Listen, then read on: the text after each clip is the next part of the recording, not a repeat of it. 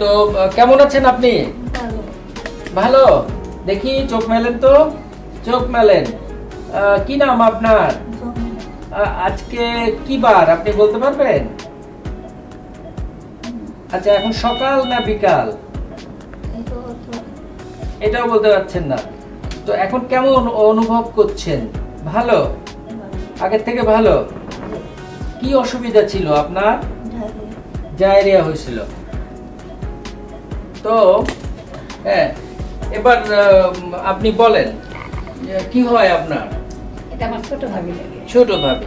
তো আমাদের এখানে যখন আসছিলেন তখন কোন অবস্থায় আসলেন? কি অসুবিধা ছিল ওনার আমাদেরকে একটু বলেন তো। ডায়রিয়া হয়েছিল তো, বমি করছে, খুব অসুস্থ আছিল, কথা বলে পড়ে নাই, পাঁচ বসে গেছে। তারপর ওই সেবাই হাসপাতালে নিয়েছি, ওরা অ্যাম্বুলেন্স দিয়ে আমাকে এই জায়গায় নিয়ে আসছে। এখন বর্তমান সুস্থ, আপনাকে এই জায়গায় নেয়। তো ওরা ওখানে ভর্তি রাখে নাই কেন?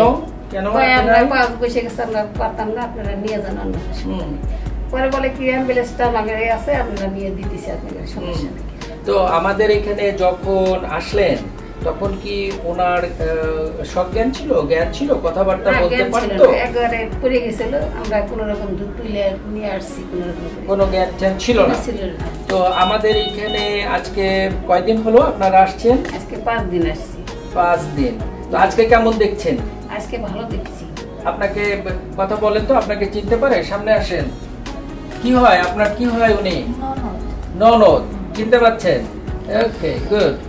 তো জিজ্ঞেস করেন কেমন আছেন এখন, কেমন আছেন? আপু কেমন আছো এখন? ভালো, সুস্থ আছো? অনেকটা। তো এখন কেমন লাগছে আপনাদের? আমাদের এখানে কেমন সেবা পেয়েছেন সে ব্যাপারে একটু বলেন। না, সেবা অনেক সুন্দর পেয়েছি। সেবা করতে আমার রোগী সুস্থ আছে এখন। রোগী সুস্থ হয়েছে, খুশি? আপনারা খুশি? খুশি আমরা। ওকে। এই মনির কিছু বলবা তুমি? কি অবস্থা ছিল, কি ব্যাপার, কি কি সমস্যা ছিল ওনার? পালস বিপি নন রেকর্ডেবল ছিল। পরে আমরা ভলিউম কারেকশন করছি, আর আয়োনোট্রপ দিয়ে আর কি হাইপোটেনসিভ ছিল যেটা, ওটা আমরা প্রেশার কন্ট্রোল করছি। সাথে ওনার আনডায়াগনোজ থাইরয়েড ছিল, হাইপোথাইরয়েডিজম ছিল, ওগুলি সব ডায়াগনোসিস করা হলো। ডি ডায়ামার বেশি ছিল। আচ্ছা।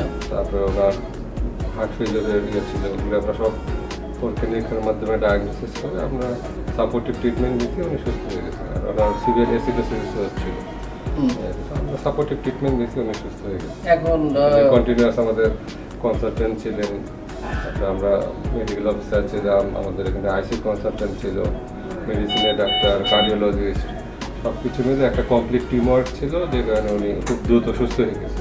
বাট ওনার এই ডায়রিয়া ছাড়াও ওনার অন্য কিছু সমস্যা আছে না? হাইপোথাইরয়েডিজম ছিল, আনডায়াগনোজ, তারপরে হার্ট ফেলিওর ছিল না? ওনার প্রোবিএনপি অনেক বেশি ছিল। ওনার তো কিডনিরও সমস্যা ছিল। ক্রিয়েটিনিন কত ছিল? 2.3 ছিল। এখন কত? এখন 2 এর মতো আছে। 2 এর নিচে বা 2 এর মতো। আজকে করো নাই? করে না। আচ্ছা, ঠিক আছে। তো তোমরা কিছু বলবা? হ্যাঁ, তোমরা কিছু বলবা? বলার আছে কিছু? হ্যাঁ, অদ্ভুত কিছু বলবা?